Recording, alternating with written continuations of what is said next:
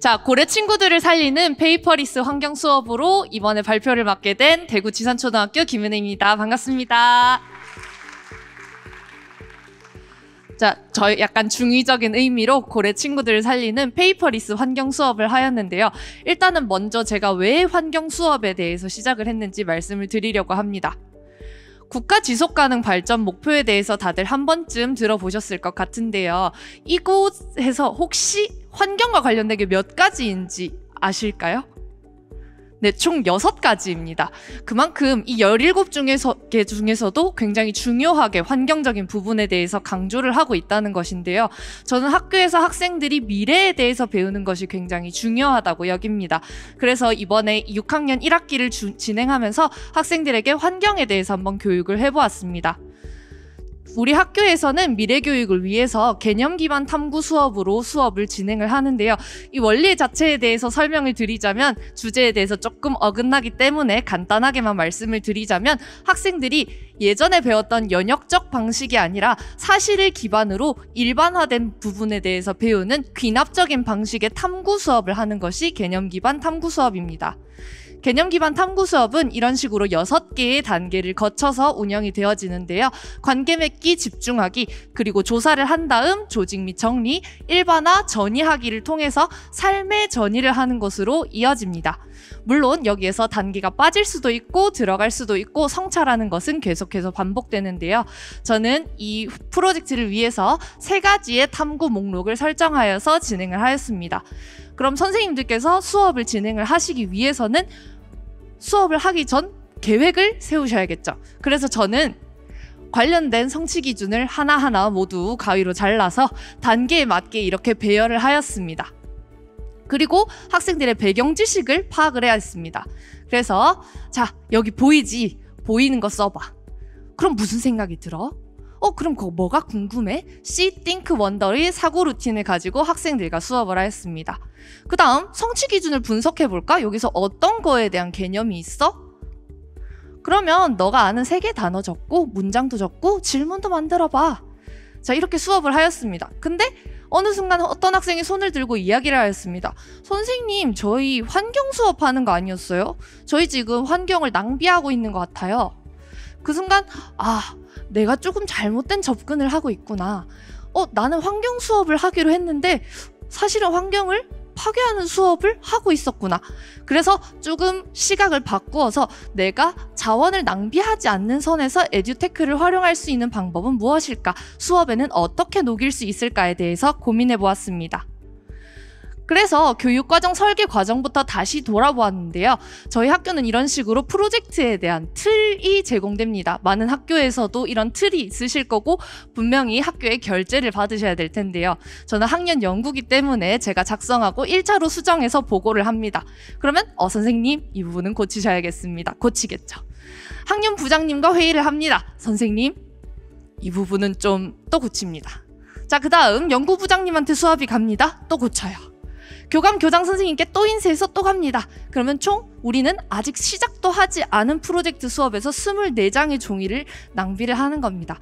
이런 부분에 대해서 조금 극복을 하기 위해서는 첫 번째로 알로라는 웨일 스페이스 연동 도구를 활용해 보았습니다. 알로란 공동작업이 가능한 협업 툴인데요. 이런 식으로 프로젝트를 생성하여서 내가 원하는 프로젝트를 만들 수 있습니다. 이건 제가 예시로 만들어 둔 거고요. 선생님들께서는 탐구 목록이 되실 수도 있고요. 프로젝트마다 형성하실 수도 아니면 반마다 형성하실 수도 있습니다. 이렇게 큰 프로젝트 안에서는 작은 캔버스를 추가해서 만드실 수 있습니다.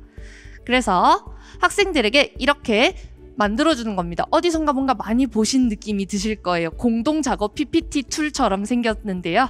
이런 식으로 학생들에게 모둠별로 활동할 수 있도록 페이지를 추가해 줄 수 있고요. 여기서는 포스트잇 기능도 있고 그리기, 도형 삽입, 그리고 텍스트 첨부 파일, 영상 첨부 등의 기능도 있습니다. 그래서 제가 교육과정을 설계할 때 이렇게 하나하나 가위로 자르고 스케치북에 붙이고 했던 것 대신 성취기준 카드를 배열해서 대신 활용을 하였습니다. 그리고 알로에서는 이런 식으로 참고 가능한 파일을 업로드할 수 있기 때문에 다운로드 없이 바로 볼 수 있어서 불필요한 저장 공간의 낭비를 줄일 수 있고요. 또한 자신의 의견에 대한 코멘트를 달 수 있는 기능이 있습니다. 그래서 코멘트를 통해서 시공간의 제약이나 불필요한 시간적인, 자원적인 낭비 또한 줄일 수 있어서 효과적으로 교육과정 재설계를 할 수 있었습니다. 특히나 프로젝트의 경우에는 우리 교실 혼자 하는 것이 아니라 동학년과 함께 진행되는 경우가 굉장히 많이 있습니다. 해서 이런 식으로 동학년과 같이 협업하기에 굉장히 좋은 툴로 활용하였습니다. 다음으로는 학생들과 함께 생각 나누기에 활용된 것이었는데요. 동시에 작업하는 부분에 대해서는 커서로 표시가 되기 때문에 이거 지금 은혜가 하고 있네? 그럼 난 다른 걸로 해야지. 이렇게 확인을 할 수도 있고요. 작업 중인 포스트잇은 수정이 불가능합니다. 이것과 비슷한 다른 툴도 있는데 그 툴은 다른 학생이 수정하고 있을 때 같이 수정이 가능해서 선생님 누가 제 거 지웠는데 없어져서 다시 써야 돼요. 이런 경우가 많은데 알로에서는 그런 경우가 없었습니다. 마지막으로 선생님들께서 수업하신 이후에 보고서를 작성하거나 혹은 인쇄를 해야 되는 경우가 있습니다. 그런 경우에도 포스트잇 하나하나 다시 테이프로 붙이실 필요 없이 캡처해서 저장하는 경우도 있기 때문에 보고서 작성에도 효율적입니다. 이렇게 낭비되던 부분에서 PPT로 정리해서 학생들에게 알로로 활동을 하게 되면 깔끔하게 정리를 할 수 있었습니다. 자, 다음으로는 학생들이 이렇게 생각도 잘 나누었습니다. 생각을 나눈 다음에는 학생들이 이 주제에 대해서 조사를 해야 됩니다. 그것을 위해서 저는 학생들에게 라이너라는 제휴도구를 활용을 하였는데요. 라이너라는 것은 효율적인 AI 정보 수집 도구라고 생각하시면 됩니다. 예를 들어 보겠습니다. 학생들이 조사를 할 때에는 유튜브, 뉴스, 기타 등등 많은 자료를 조사하는데요. 그냥 링크만 띡 올리고 나면은 뭐가 중요하다는 거지? 이런 생각이 듭니다. 라이너에서는 이렇게 학생들이 내가 중요하다고 생각하는 부분에 하이라이팅을 할 수 있고 라이너에 들어가면 하이라이팅한 부분만 따로 모아서 확인하실 수 있습니다. 그리고 라이너 코파일럿이라는 것을 통해서 요약을 해줄 수도 있습니다. 라이너에서는 이런 식으로 AI 워크스페이스로 자신이 원하는 부분에 대한 정보도 검색이 가능한데요. 제가 기본적으로 사용했던 부분에 대해서는 영상에 대해서 북마크하는 기능과 뉴스에 대한 북마크를 많이 사용하였습니다. 이런 식으로 유튜브에서 5분짜리 영상이 있으면 모든 것을 보는 게 아니라 나는 1분 19초, 2분이 중요하다고 생각해 북마크를 해서 친구들에게 공유가 가능하고요. 뉴스 기사 관련 정보를 수집할 때 내가 하이라이팅을 할 수 있습니다. 제가 가장 좋다고 느꼈던 영역 중에 하나는 쉽게 이해하기라는 기능이었는데요. 우리 교실 그리고 요즘 우리나라에서 많이 문제가 되고 있는 문해력 부분이 있습니다. 뉴스 기사를 보았을 때 단어 자체를 이해하지 못해서 무슨 말이지? 라고 생각하는 학생들도 많은데 쉽게 이해하기 버튼을 누르면 라이너 코파일럿이 이 문장에 대해서 조금 더 쉽게 설명을 해주게 됩니다. 선생님들께서 뉴스 기사에 대해서 재편집을 하고 재가공을 하시는 경우가 많은데 코파일럿을 사용하시면 좀 더 쉽게 이것에 대한 조사를 안내할 수 있습니다. 라이너 코파일럿이 나와서 추가적으로 말씀을 드리자면 코파일럿은 부조종사라는 뜻이라고 합니다. 그래서 우리는 학생이 조종사고 그것의 학습을 도와주는 코파일럿, 부조종사의 역할로서 활용을 할 수 있는데요. 아까 쉽게 이해하기 이외에도 살펴보기 기능을 통해서 생활 폐기물이 그래서 얼마나 더 발생했는데 아니면 생활 폐기물이 뭐야? 이렇게 내가 원하는 부분에 대해서 좀 더 구체적이고 자세하게 라이너 코파일럿이 대신 작성해 줍니다. 이 부분에 대해서 난 이게 더 궁금한데 라고 생각이 든다면 바로바로 다시 검색을 추가할 수도 있습니다. 자, 그럼 학생들이 이렇게 조사를 하는 과정도 있고 합니다. 하지만 학생들은 되게 흥미와 동기가 빨리 떨어지는 편입니다. 그래서 저는 이런 동기를 조금 불러일으키기 위해서 잽을 활용하는 편입니다. 앞서에서도 많이 설명을 해주셨으니 간단하게 말씀을 드리자면 잽에서는 기본적으로 많은 맵을 체험할 수 있도록 제공이 되는 것이 많기도 하고 저희가 자주 하는 커뮤니티에서도 보통 이런 맵을 작성하신 분들께서 공유를 많이 해주십니다. 이런 것들로 학생들의 동기를 불러일으키기도 하고요. 저는 학생들에게 아주 간단하게 자신만의 맵을 만들라고 하였었는데요. 중고등학교 선생님들의 경우에는 소프트웨어 동아리랑 같이 연동을 하셔서 전 학년이 같이 공유할 수 있는 맵을 만들어서 나중에 생기부 같은 거에 기록하는 데 조금 도움이 되실 수도 있을 것 같습니다. 자, 그러면 선생님들이 여기까지 들으셨다면 재밌겠다, 탐구 수업 좋다, 좋은 것 같은데 이렇게 탐구 수업을 하면 느린 학습자한테 학습에 대한 흥미도 주고 소속감도 주고 지속 효과도 좋습니다. 또 삶이랑 연계가 되니까 미래형 인재도 양성이 가능하죠. 하지만 항상 문제점으로 지적이 되는 부분이 있습니다. 바로 기본적인 학습의 지식적인 부분은 저희가 어려움을 겪을 수 있다는 것입니다. 또한 과제가 많고 시간이 많이 소요되기 때문에 기초 학력 자체에 집중하는 시간이 부족할 수도 있다는 것입니다.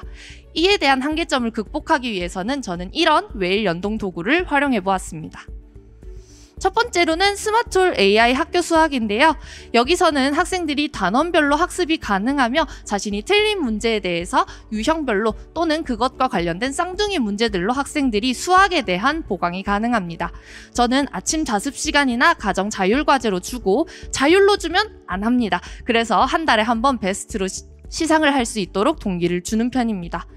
AI 학교 수학에서는 학습 리포트를 통해서 우리 반 전체를 확인할 수도 있고요. 또 개인별 부분에 봐서 단원, 개념별 보충 영역을 확인이 가능합니다. 하지만 AI가 이렇게 제공을 해주는 경우에는 이 친구 근데 이거 많이 부족한데 AI 스마트홀만으로 괜찮을까? 라고 하는 부분에 있어서 조금 더 문제를 추가로 줄 때 두클래스와 비바쌤의 문제은행을 활용하는 편입니다. 그래서 두클래스는 이 영역에서, 비바쌤에서는 이 영역에서 확인이 가능하신데요. 비바쌤의 경우에는 문제은행은 많이들 활용해 보셨을 것 같아서 처음 보셨을 것 같은 AI 출제 마법사에 대해서 한번 설명을 드리려고 합니다. 네, AI 출제 마법사에서 우리 교실 전체로도 하기는 하지만 조금 더 보충이 필요한 학생들을 위해 따로 학급을 개설해서 이 학생들만을 위한 평가를 만듭니다. 그럼 기초학력 평가나 스마트홀 학습 결과를 바탕으로 추가적인 학습 도구를 없이 선생님이 만들 필요 없이 종이 없이 학습이 가능합니다. 이런 식으로 웨일 클래스를 통해서 학생이 추가적으로 볼 수 있는 영상을 제공하고 링크를 통해서 공유해주면 학생들은 PDF 형태로 메모하거나 또는 답안을 작성하는 QR코드를 통해서 답안을 작성해 자동으로 채점이 가능합니다. 자, 마지막으로 설명드릴 부분입니다. 조금만 힘내세요.